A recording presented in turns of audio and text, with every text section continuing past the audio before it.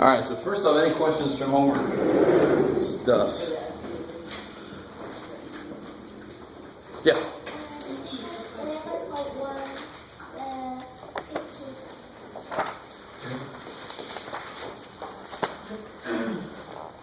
So 115.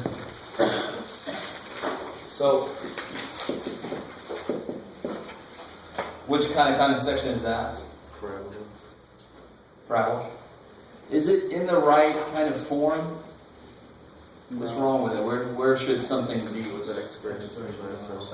Yeah, X squared should be by itself, more importantly, right? Yeah. Which one? 50. Okay, so real quick on this one, because it looks really gross. You have to do that. Right? Because then what's this? 4 times p. That's 4p, so 4p would be 1/5, so p would be 1/20th. I think that's one you guys had to do. So a few of you guys don't know. So, that's a little disgusting. One thing about when you graph parabolas, and then I'll do your problem, you want number 50, right? Okay. When you graph parabolas, I was saying you can just plug a few points in. You can also use the fact that at the focus, how far apart should they be? What is that distance?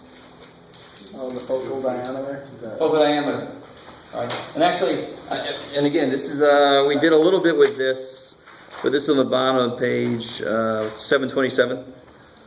So all the way across, this whole thing would be 4p all the way across. So whatever number this is, that's how far apart that is.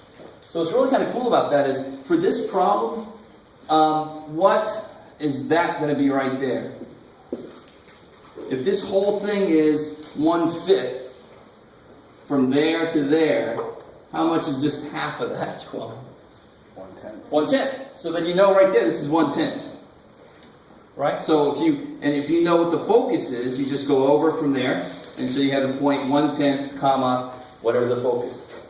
So you can get 2 points very quickly, just by cutting this thing in half and going on either side of the center. You get 2 points real quick. Or you just plug some points in, either way. Cool. Now the real problem, that's a little warm-up problem. Oh yeah, good. 50 is kind of the gross one. This is the one I always expect questions on. It says, find an equation of this parabola. And they give you this. They tell you that the focus is on this line. Here's the parabola. And it also crosses that 2 there. So it's just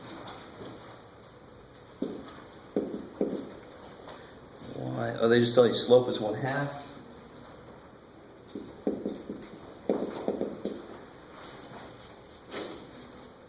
Okay. So hopefully this problem looks familiar. This is section 11.1. Everybody should have at least looked at it. Maybe the next thing you did after you looked at it was, I don't think so. I'll come back to that. Where can you start with this? If your slope is 1/2 and it crosses at 2, then that means that point's at 1/2. So say it again, sorry. That point right there is at 1/2 because the slope is 1. Well, you got to be careful.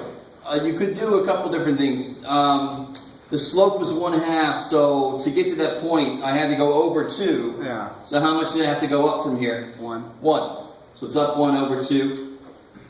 So then that, whatever the focus is, that's 1 more. Yeah. Isn't the slope just the bottom parts of the x squared and y squared? Careful, that's for a hyperbola, right? That's the asymptote stuff. Yeah. Where you might always want to start when they ask you to find an equation of the blah, blah, blah, write what the general equation looks like. So this is a vertex at 0, 0. It opens up. So what's the form that we've learned in this section then for that situation? X squared. X squared equals 4py. 4py. Right, because it's s squared, that would be the normal, and y squared would be the one that opens left or right. You with me so far? So start there. Write the equation that you're actually trying to get to. Write the answer first. The problem is you just don't have p. If you just figure out what the hell P is, you'd be golden. So one thing you could do, well, where can you go from here? I mean, what's... You can plug in points because the vertex is going to be at 0, 0. And then it's also at 1 or 2, 2 for the points. Well, 0, 0 is 0 equals 0, so that will never help me. That kind of sucks. But I do know it's at the point 2 comma whatever, right? But this point, this is an interesting point. All right. What is this distance here? P. I like it. Right, because the direction should be down here somewhere. This is P away to the focus. I didn't mark that as a focus. Good. And this is how much more from there? So this point, this is P plus 1. Right? You guys got it with me? I mean, there's a lot of different ways to attack this problem, but somehow you want to use the fact that there's a straight line here. You know the slope. So this is one way. I like the fact somebody came up with this. I didn't look at it this way myself. But you can think, well, up 1 over 2 to get to that point. I love it. So then you know that's got to be P plus 1 there. So what point is that? P plus 1, or 2 P plus 1? 2 comma P plus 1. I like it.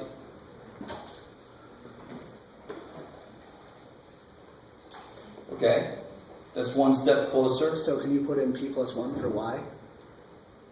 So P times P plus 1? So if you plug this stuff in, what do you get? So if you plug 2 in for X. Yeah, so you get 4 equals 4P times, or P plus 1. And what can you do with that? You can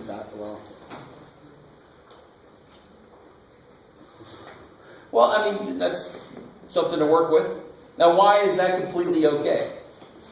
Why can I do that? Because that point sits on that parabola, so I should be able to plug it in. It should still work. I can't just plug any point I want to into here and have it work. But that's on the parabola, so I know it's going to work in it. Right? And then you should be able to do something with that. You can distribute it and then, distribute it and then... Well, you could kill the force, right? Go from there. Okay, maybe. That's one way to go, and that's almost there. So then 1 equals P squared plus P? Yeah, so you get 1 equals P squared plus P. Subtract the 1, you got a quadratic. You can use quadratic formula. Right? You guys like the problem. So if you can get the quadratic formula, then that'll actually just give you... And you try to remember, what's the whole point of this problem? What's the one thing you don't know that if you knew, you'd be done? P. So you've got an equation in P that I can solve. And now I'll give you your values for P. You'll get 2 answers, and one of them should be obviously incorrect. So I like it. That'll work. Okay, there's other ways to do this problem. That certainly will work. They all basically end up in the same kind of place. Okay, you guys, that was very unsatisfactory, I can tell. You guys are all like, nah. You like it, dislike it? Nah, I'm not sure. Alright, but there it is. So, maybe some of you guys are thinking that direction, and maybe some of you guys completely bypass that problem. I don't know. That's plenty. You're almost done there. So any other questions from homework?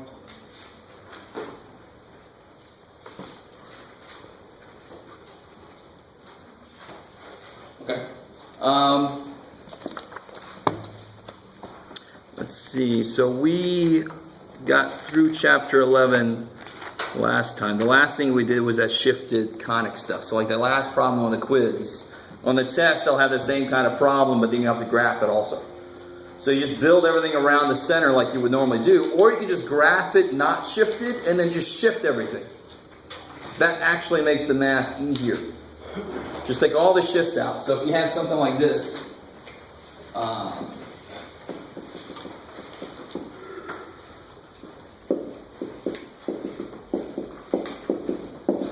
kind of shape would that be? Hyperbola. It's a hyperbola, right? Because it's minus and these are both squared. Hyperbola opening this way.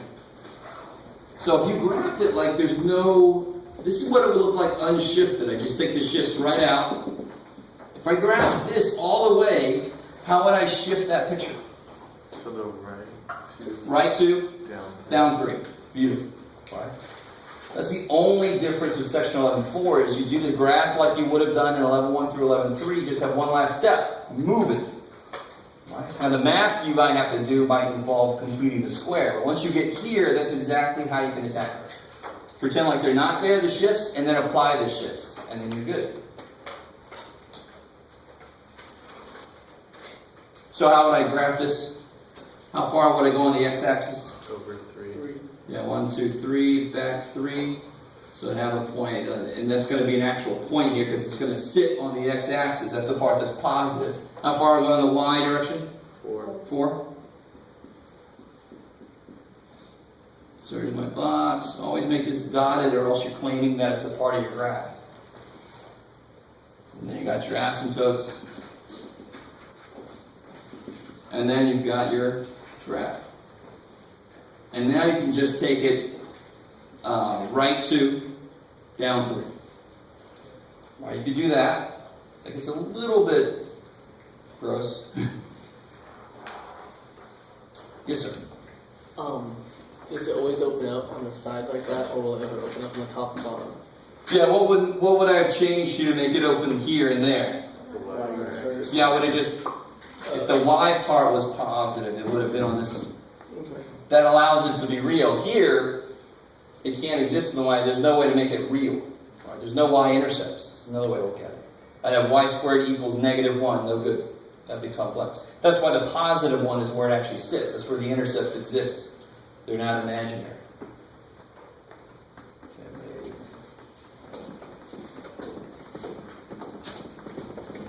The other way to do this problem, the way that I normally do it, myself, is I just find the center. Where would the center of this thing be?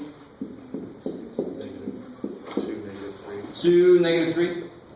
2, -3. So here's where the center is. And then just build from there. I know I'd go 3 over in both directions from that. Right? Build my box up around it, make my asymptotes, and then put my hyperbola in. That's nothing wrong with that either. That's the way I would normally do it. But you certainly could draw this graph completely alone and then shift it afterwards, either way. Okay. Anything else from homework? Alright, so we're going to get back into chapter 12. And we sort of did a little bit of 12-2 already.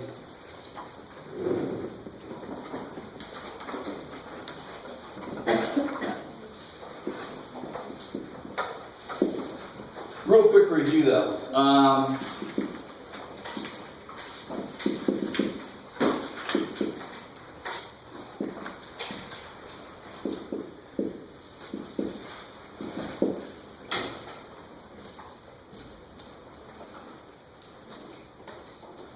So what would that thing look like if I wrote it out? So this is compact notation. Math people, we love compact notation. We don't like a lot of writing. We want to write things really short, which makes everything more complicated. Yeah. Well, no, I mean, it would be that you put in the number and then put it. So what's the first term look like? Well, the first one would actually be 1 over 0, which is weird. Nah. Because 1 squared. Oh, plus. Sorry. Yeah. All right. So 1/2. You like read my mind. I almost put a minus there. But yeah, but put a minus there, the whole thing goes to crap because then the first thing is undefined. So that could happen in summations, and you just have to say that summation is not defined. All right. You couldn't do it. But here, the very first term would be 1/2. You guys see that? If I plug a 1 in, I get 1 over 2. Then you plug a 2 in, you just go from 1 to 7. All the natural numbers in between there. So it'll be 4 thirds plus, and then you just keep going. So part of the homework actually looks just like that. They give you a little summation symbol. You write out each term. The plus is in the middle. That's the only difference between a sequence, and this is called they call it here summation, but this is called a series more generally. The only difference between those is the sequences have commas in the middle. They're just separate terms. And the summations or the series, they're the ones with pluses. They actually want to add up everything. When you do one of those, do you want a sum at the end of it? How do you mean? Oh, depending on the question. If it just said rewrite this without using the summation symbol, then that would just rewrite it. But if it said find the sum, then I want you to actually add them together. Cool. The other way is always more difficult, right? So if I did something like, what you got? I found it.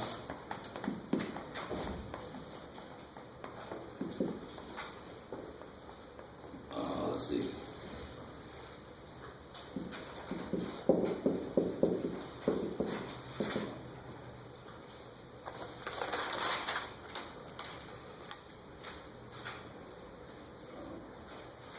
So I want you to write that in summation notation. Actually, we'll just stop it there. So can somebody help me out? Like, give me sum. You can use K or I or J or actually any letter you want to. K from 1 to 3. There's 3 terms here.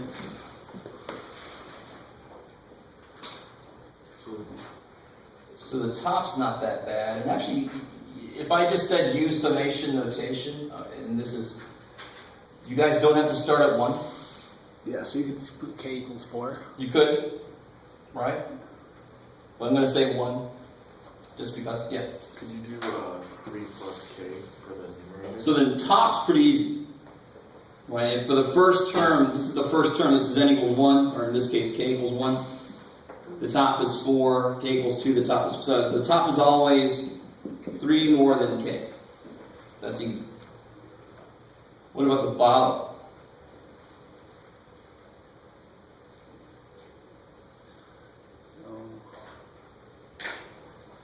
So for K equal 1, it's 9. For K equal 2, it's 11. For K equals 3, it's 13. 3 squared plus K? Or, no, that doesn't always work out. How far apart is each one from each other? 2. 2. So every 1 step over goes 2 steps up. That sounds like a line, right? Plus K. So you can start with like 2K. So where did I get that from? This is always going up by 2. So every step you take, somehow it increases by twice that step. So every time K increases by 1, my number increases by 2. That's exactly the same idea as M, slope. This would be 2K plus 7. And let's check it out. If I say 2K plus 7, so twice 1 is 2, plus 7 is 9, twice 2 is 4, plus 7 is 11, twice 3 is 6, plus 7 is 13. So it'll be 2K plus 7. Cool. That way, of course, is always harder. When you try to compact something, it gets more complicated. Right? But if I wanted to take this to infinity, I really don't feel like writing it out to infinity. So I'd rather write it in compact form. All right, how we doing? Is that decent? So that's a little review. If we're not here, that's just a little taste. You've got to get the hell in there to see what else is going on. If you're going into calculus ever, this kind of thing is going to come up not too far into the semester, and then if you have to go to Calc 2 even, that's going to come up like an insane amount. Calc 2 has got, you analyze these to death. So that's just a little thing to look forward to, if anybody has it. So today we're going to focus on 2 really pretty simple sequences. We're going to learn 4 equations, and I'm going to be really nice, and I'm going to actually write them on the test, just to be insanely nice. All right. So we have these 2 types, 2 simple types of sequences. Is this 12-3 or 12-2? 12-2 and 3. We'll start 12-2. So 12-2 involves arithmetic sequences. And the really nice thing is arithmetic sequences are based on addition. Right? AA. And we've done one of these already. Earlier we did one of these because it's just a specific type of sequence. So I think the specific one we did was this. Of course that's bad, Jeff. That's better. So that's really exactly like I did here on the bottom. So it should come out somehow like a line. It should be linear. Because every 1 step I take, it goes up by 3. And that's called the common difference. D. Yes. So what about like the Fibonacci sequence, where it's based on addition, but it goes up exponentially? Well, it's not based on addition the same way this is. This is based on adding the same number over and over. Yeah. Fibonacci is based on adding the two previous, so it's always adding something different. Okay. So that's See, so this one always adds 3. all right. So anything that falls in like that, they just build arithmetically, which means you just add 3, add 3, add 3. Right now in a horror movie, the blob comes out, hits everybody in a movie theater, and then you hear the guy in the background, it's growing exponentially. Now that's, of course, like an exponential function. I think I said that before when we learned that. The other kind in 12.3 is called geometric sequence, and that's the one that uses multiplication to So grow. what would you call something like Fibonacci, where it's Recursive. Okay. Yeah. And it's a very special kind of recursive. It's very specific. Recursive could be any damn thing you want to that's built off of previous sequence numbers. So if you said it's always 2 more than the 2 before it, then that's one way to do a recursive sequence. Recursive just means it refers to itself. Okay. Right? My 3rd element added to my 7th element gives me my 9th element. That would be a recursive sequence. It kind of refers to itself. This one has an outside rule. Just whatever the hell it is, add 3 to it. Just keep doing that. So now I want to figure out what AN is. I know A1 is 1, A2 is 4, A3 is 7, and so forth. There's 2 kind of ways to look at this. I'm going to show you the general formula. There's more like a plug and chug. But we didn't need it to do this one. We just figured that one out pretty simply. So there's 2 ways to kind of look at this. One way to look at this is, I start at A1, and what do I keep doing? Add 3. And I add 3, but for example, to get to A1 is 1, A2 is 1 plus 3, A3 is 1 plus 3 plus 3.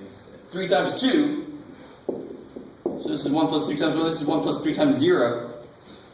So what's AN going to be? N minus 1, 3, 1. Yeah, 1 plus 3 times n minus 1. I'm always 1 less than where I am. Right? At the first number, I haven't taken any steps. At the second number, I've only taken 1 step. It's always off by 1. So this would be n minus 1. But what's a different way to look at this? If I look at it the same way we looked at this one, just kind of figure this out. This is going to be a straight line. The slope is going to be 3. Every 1 step, I go up by 3. So I can say another way to look at this is it's going to be 3n plus or minus at the c. So how do I make this first one? 3n, 3 would be 3. How do I get to 1? Minus 2. Does it work for the second one? 3 times 2 is 6, minus 2 is 4. 3 times 3 is 9, minus 2 is 7. Sweet. I know it's going to work, because that's a straight line. This is an application of straight lines that you've never seen before. But it's exactly what they mean. Every 1 step translates to some number of steps in the other direction. Yeah. Wouldn't the 3n minus 2 just be the Yes, good. distributed? I love it. So of course these 2 have to be the same. Right? That's like the DNA of the sequence. This describes the sequence. And sure enough, if you just do this work, you get 3n minus 2. Same way. So some of you guys would certainly be able to always do what we did here. Just get there directly. I love it. I love it. Some of us don't like doing that. We much prefer plug and chug kind of situations.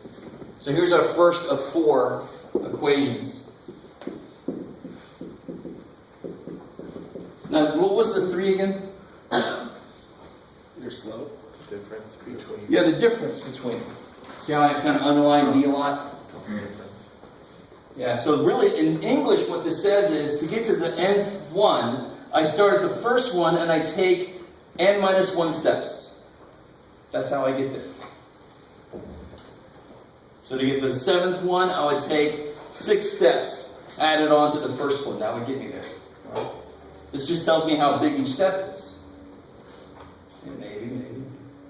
I think we talked about Gauss in the English teacher, the math teacher that said add up all these numbers. Did we talk about that urban legend? Some of you guys are saying yes. There's your life. It's all blur, man. If I want to sum the elements of an arithmetic sequence. I think we did this one though. The urban legend says he had to add 1 through 100. Of course, Gauss was this little prodigy dude, right? He didn't like busy work as much as I hated busy work. So he said, well, 1 plus 100 is 101, and 2 plus 99 is 101. So all right, it's just going to kind of repeat and repeat and repeat how many times? 50. It's going to be 100 cut in half. That's how many pairs of numbers I've got. And each pair adds up to be 101. So it was 50 times 101, 50, 50. Gave it to the teacher freaked out, he did it, said, well, we got it. And the rest is history. So what does this really translate to in general then? This would be, so this is S100. So the sum up to the nth number. This is only true for arithmetic. These first two are for arithmetic. Crazily enough, the next two will be the same things for geometric. What was this number 100? The last number. Even less specifically. Total. It was how many there were, right? So this will be how many numbers there are, and I'm going to cut them in half to see how many pairs there are once I pair them up. Now in here, 101 came from, what's this guy? 1. I like it, it's 1, but more generally, A1 plus the last one, 11.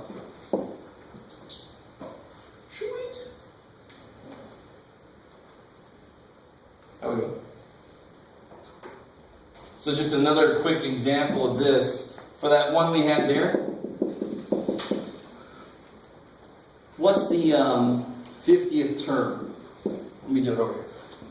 For this sequence here, 1, 4, 7, 10, we figured out AN was 3N minus 2. We just did that a minute ago. So what's A50? 1275. Yeah, 3 times 50? 150 minus 2, so 148. Yeah, sound a little bit too big. So if you wrote out... The Yeah. summation is 1275. Oh yeah, the summation, you're ahead of it. So if you wrote out all of this first, second, third, fourth element, if you kept going and get to the 50th element, it's going to be 148. And of course it should be really easy to find that, because all I'm doing is adding 3 over and over and over again. So math should be able to eat that up. And it does, there it is, there's this lunch. So just feed it the 50, and there you go. So if I wanted to know what's S50, what's the sum of the 50 terms? 25. Yeah, it's going to be cut 50 in half. Right? Cut 50 in half. So I got 25 pairs. 51. What's the first sequence element? 1. 1. What's the last one? 50. 148. Let me be real careful. What's number's got to go here? The actual number. Not the fact that it's the 50th number. You need the actual number. Because how would this thing work again? This would be 145, 148. We would say 1 plus 148 is 149. 4 plus 145 is 149. So it's that 149 that keeps getting repeated 25 times. How we doing? Okay, all right. Okay. So then you get 25 times 149, which is something or other.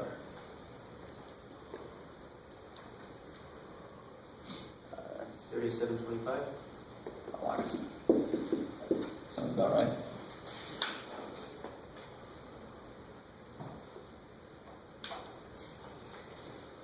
Okay, it's not too bad. That's section 12.2. That's all there is to section 12.2 is those two equations right there. All right, so let me give you an example to try it yourself.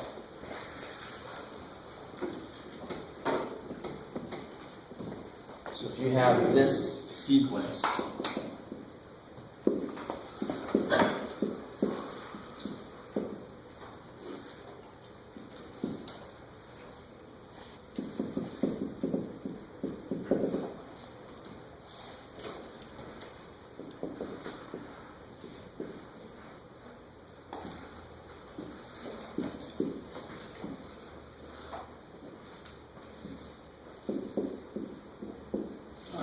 those three things. Find an expression for an, the nth term. Use that to find the 28th term. And then use that to find the sum of the first 28 terms.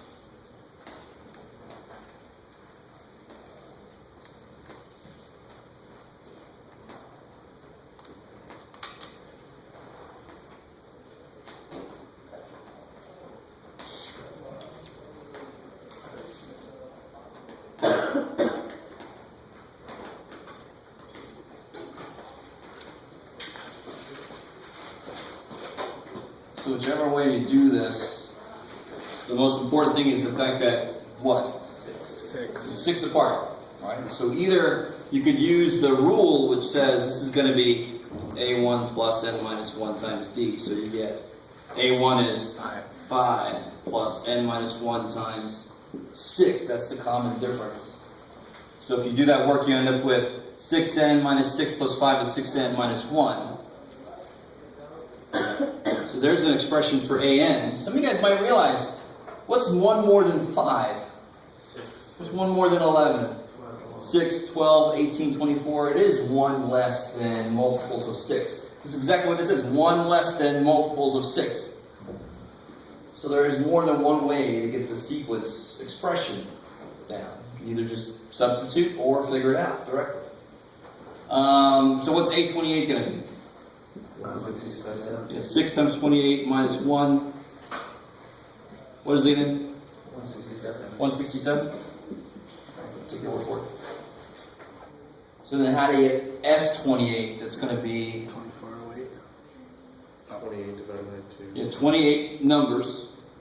Right, 28 numbers in my list. Divided by 2, so I can see that I have 14 pairs times the repeated sum. What keeps getting repeated in this case? 5 plus 167. 172. The first dude plus the last dude, that keeps getting repeated. So it'll be 14 times 172. 2408. 2408. How we doing? Is that cool? So compared to some of the stuff we've done in this class earlier this semester, this is nice to end up on. This math is not that challenging. It's kind of nice. Let it be nice. Actually do this in my Math 120 class. We talk about these kind of sequences. So what about this last kind of sequence? We're going to talk about geometric.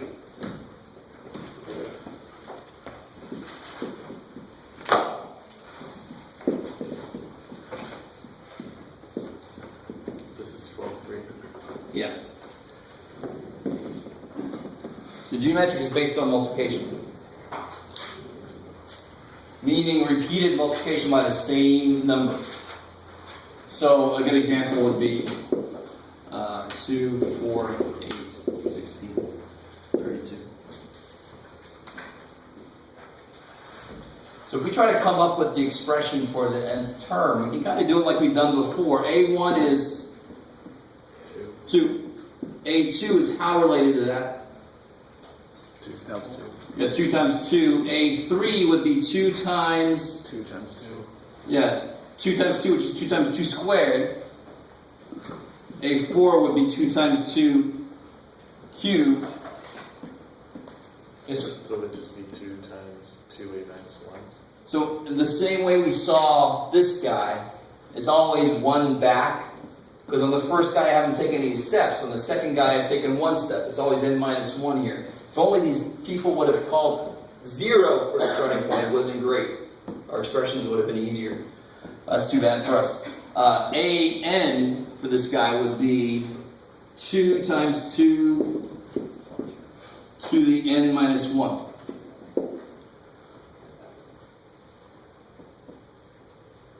How we doing? This is for sure not equal to 4 to the n minus 1.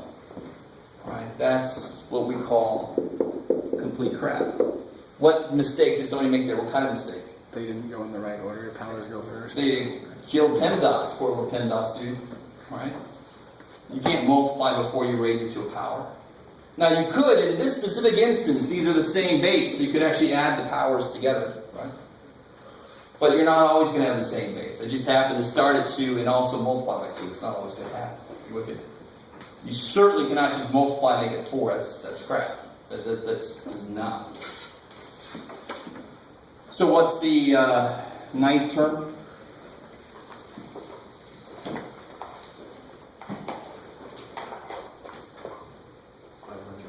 Yeah, it'd be 2 times 2 to the 8th.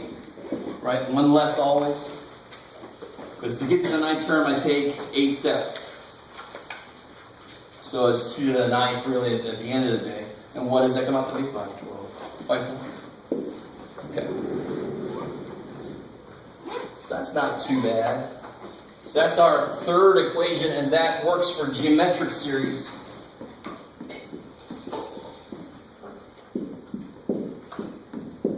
So in general, it's going to be A1 times, now we use the letter R to represent, why do you think we use the letter R? Ratio, I love it. It's the common ratio. In this case, it was 8 divided by 4 is 2, 16 divided by 8 is 2, and so forth. You can tell really quickly this is definitely not arithmetic. They don't have the same distance between each one, right? 4 minus 2 is 2, 8 minus 4 is 4. It's screwed right there.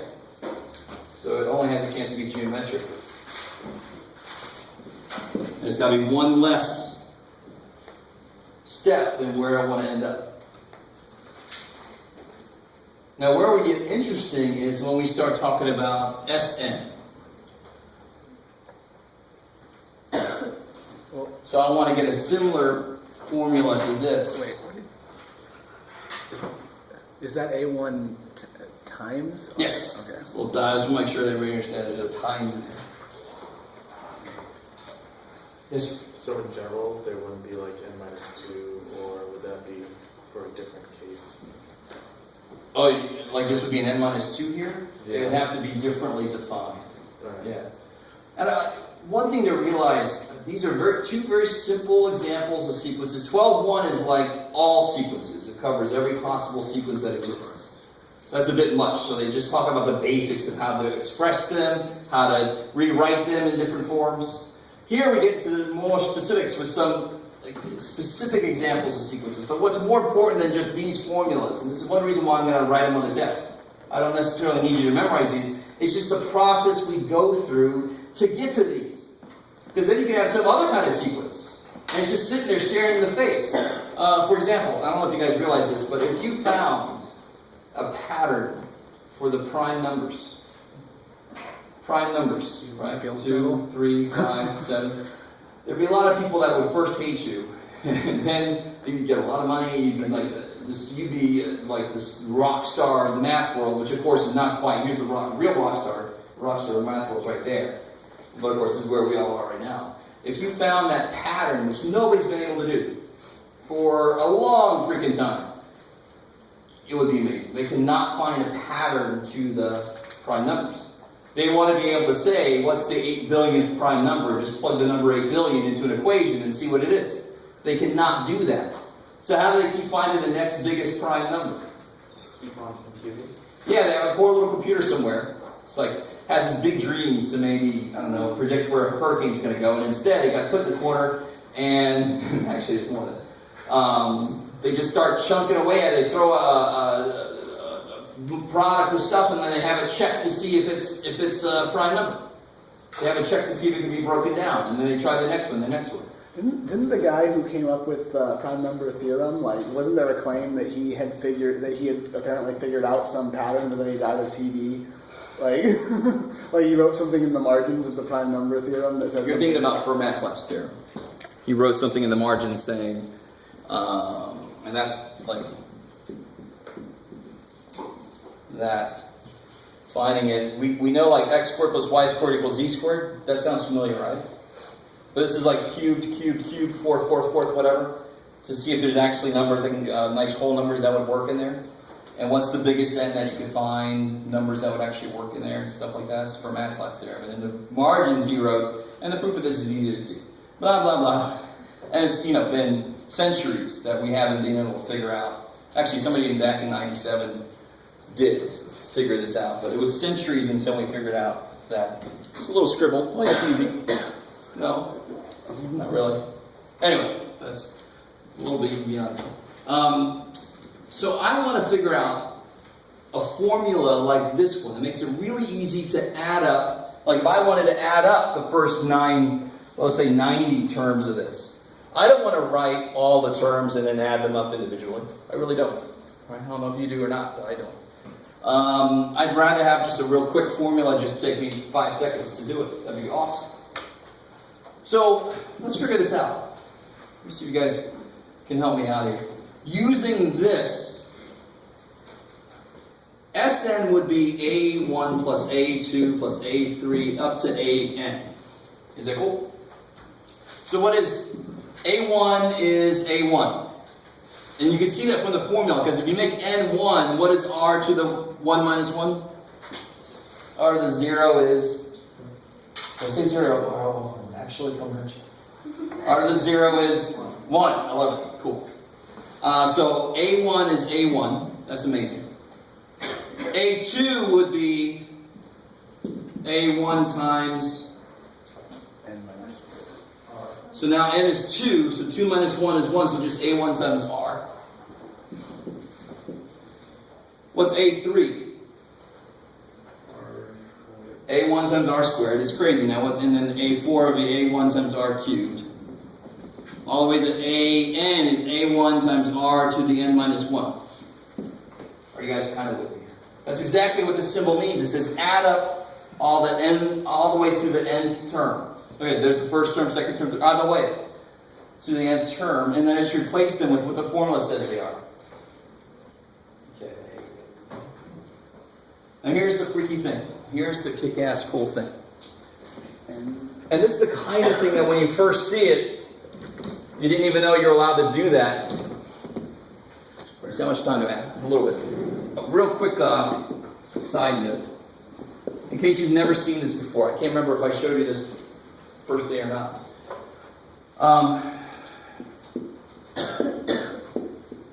What should I be able to do with that number?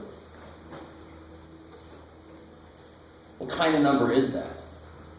Don't tell me decimal, more specific. It's an irrational number. It's not irrational. That's the point of this number. It's rational. Oh yeah, it's actually got a bar on the end. So Yeah. Well, if it didn't have a bar in the end, that would mean it would stop, right? So irrational numbers are decimals that never stop and don't have a pattern. Yeah. This one has a repeating pattern. So I should be able to write this as a fraction now. Some of you guys are like, what the hell just happened? The math I'm about to do to turn that into a fraction is really very related to the math we're going to do to figure this out. Yes, sir? Isn't it 34 over 99? Could be. Let's figure it out. So what is this as a fraction? What is it as a fraction? I don't know. That's the whole point, right? So here's the cool thing. How many times I have to multiply this so that it repeats the same way again in the decimal points? If I only multiply by 10, would it repeat the same way in the decimal points? Now it'd be 4343. That's no good. So I have to multiply by 100. Is that cool? You with me? Nothing amazing there, really, if you think about it. It's like, there you go, Jeff. Now here's where the 99's coming in. What's 100x minus x? 99x. 99x. And what's 34 point this minus point this? 34. So x is 34 over 99. Cool. So anything that has a repeating part to it. If it was 271, 271, 271, you would just do the same exact thing, except you multiply by 1,000. Cool. Alright, so what the hell's it got to do with what we're doing right now? I don't know. Oh yeah. So here I've got Sn is this business here.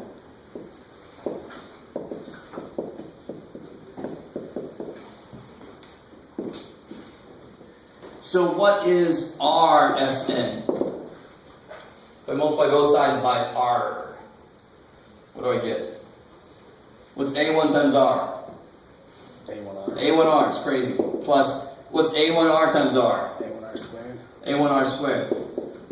All the way up. What's A1Rn minus 1 times R? A1RN. A1Rn. I love it. So if I subtract these, well, I'll get Sn minus Rsn. Sort of the same thing we did there to cut off all the infinite stuff. What do I get in that side? A1 is still here. There's nothing here. But this canceled, this canceled, this canceled, this canceled. But that's still there also. Right? Guess what's going on? A1. A1R minus A1R is gone. But A1, there's no A1 here. So it's still here. And so is nothing minus A1Rn. That's still there.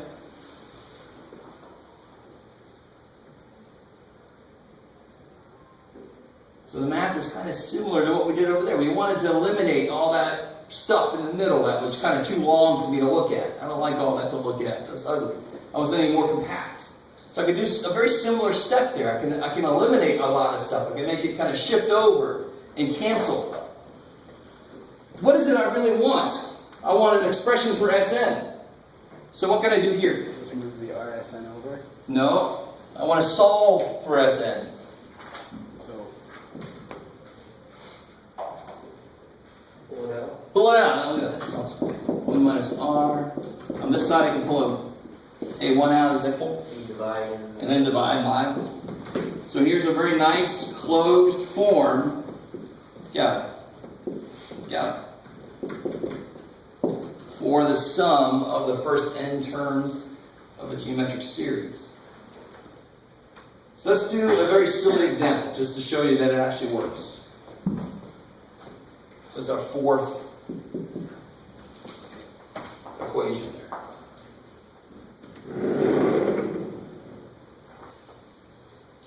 So let's do an example. I'm going to take all this stuff away.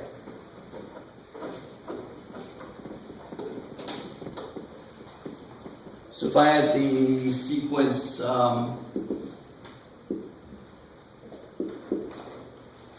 what you got, Joe? Oh, what's that? And I want to know what the, let's see, what first off, let's verify, let's see, what's AN, what's A5, and then what's S5? So I want to do, and this is why it's silly, because all I got to do is one more step to figure it out, but I want you to use this formula and make sure it actually works correctly.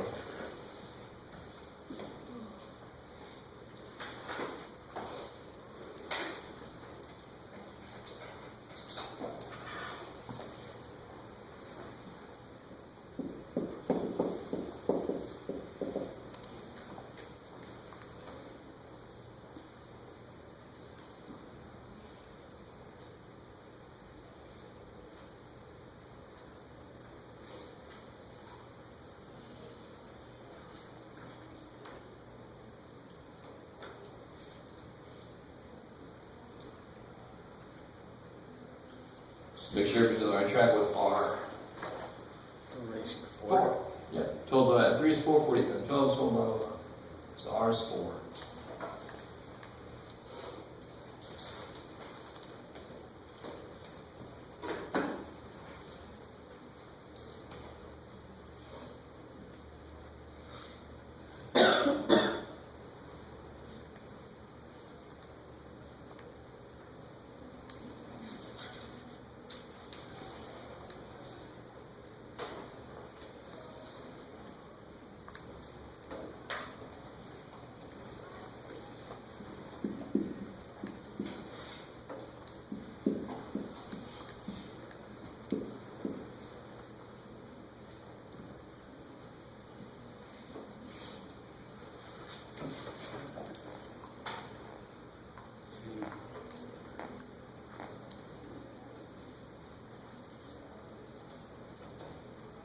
There you go. Be careful about that formula. You have to use parentheses and all that correctly in your calculator if you're trying to put it in there all the time.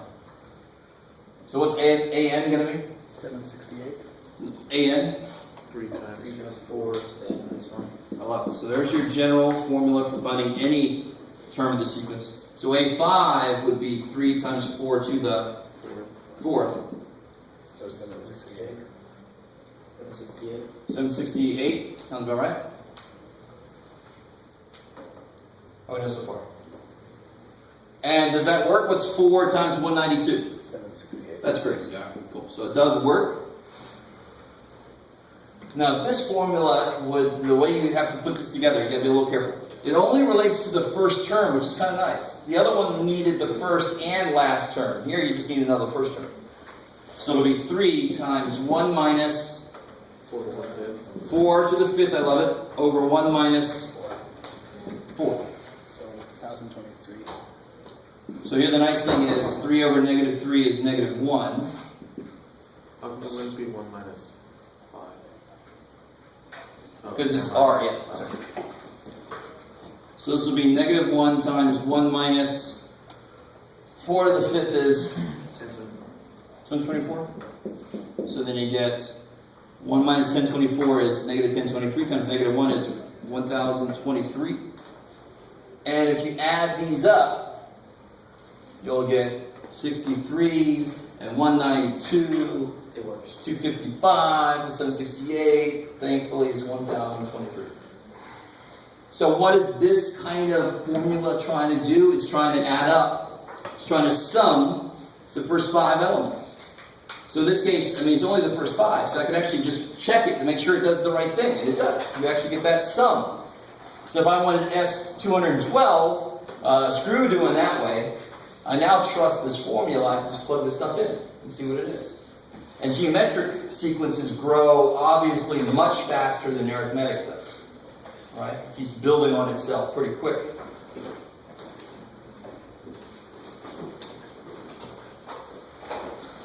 Cool.